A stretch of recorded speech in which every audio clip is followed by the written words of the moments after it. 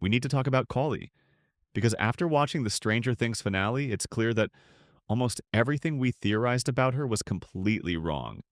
Let's break down the biggest misconceptions, what actually happened, and why we all missed the point of her character. The biggest theory that went viral was that Kali was secretly evil, possibly working with Vecna or even being the Mind Flayer herself. The evidence seemed solid. The Mind Flayer has 8 limbs, Kali is number 8. Her name comes from the Hindu goddess of destruction. She escaped Hawkins' lab before Henry did. When she kept pushing Eleven toward the suicide pact, fans were convinced this was manipulation. The Duffer Brothers even said Kaylee would shift things for Eleven in a way no one would see coming. So what actually happened? Kali wasn't evil. She wasn't the Mind Flayer. She wasn't manipulating Eleven. She was just a traumatized woman who'd been imprisoned in the upside-down version of Hawkins' lab, having her blood harvested by Dr. K. And she was genuinely trying to help her sister escape the cycle of exploitation, even if her solution was dark. Here's what we got wrong. We assumed Kaylee's cynicism meant she was evil, but it just meant she was realistic. She'd seen that as long as they were alive, the government would never stop hunting them, using their blood to create more weapons. She wasn't manipulating Eleven into dying. She was showing her the harsh truth that there was no happy ending where they both survived and lived normal lives. We were also wrong about the wall in the Upside Down. Fans debated whether Kali created it with her illusion powers. Turns out she didn't. Kaylee's illusions don't create physical objects, they're purely mental. She can make you see things that aren't there, but she can't create actual barriers. The wall was just part of the Upside Down's architecture. We were wrong about her death. Most theories assumed if Kaylee died, it would be Vecna killing her, or some dramatic sacrifice in the final battle.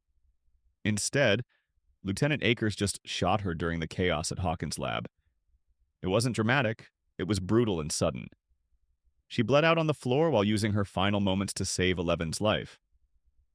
And that's the biggest thing we got wrong. We theorized Kali might betray Eleven, but instead she saved her.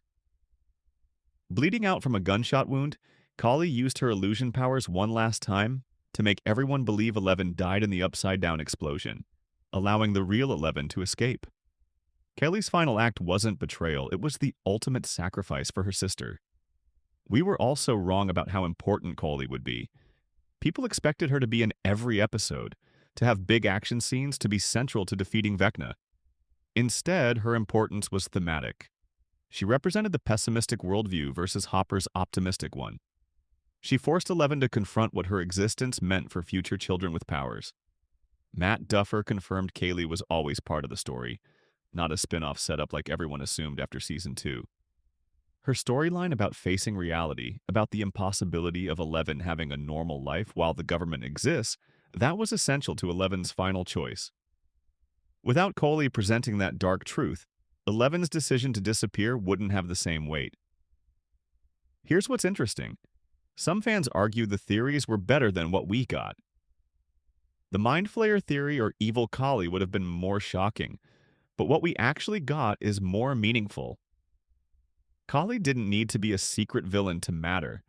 She just needed to be a traumatized woman who'd given up hope, who loved her sister enough to die making sure Eleven could escape.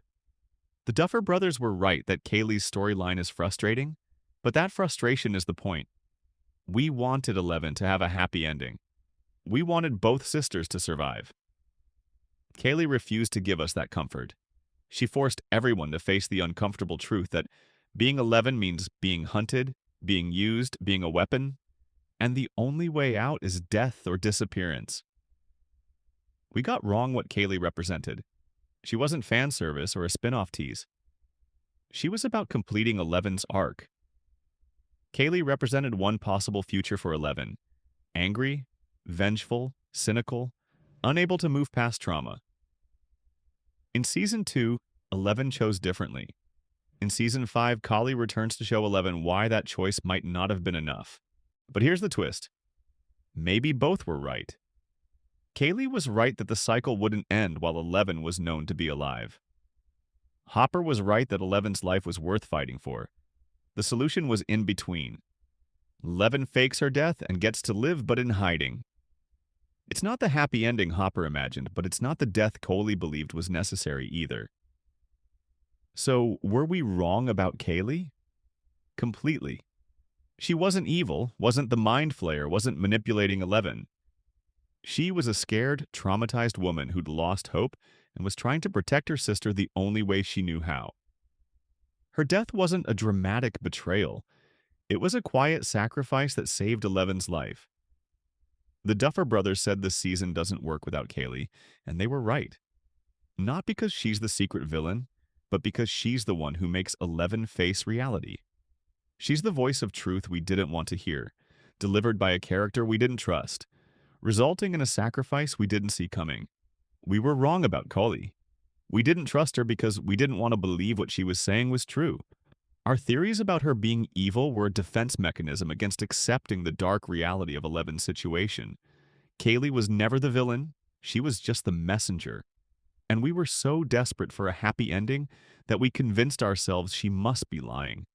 In the end, Kaylee was exactly who she appeared to be, Eleven's sister, trying to save her the only way she could imagine.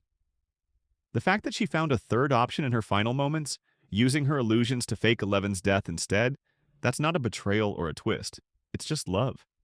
Complicated, messy, tragic love from one broken sister to another. And we got that completely wrong.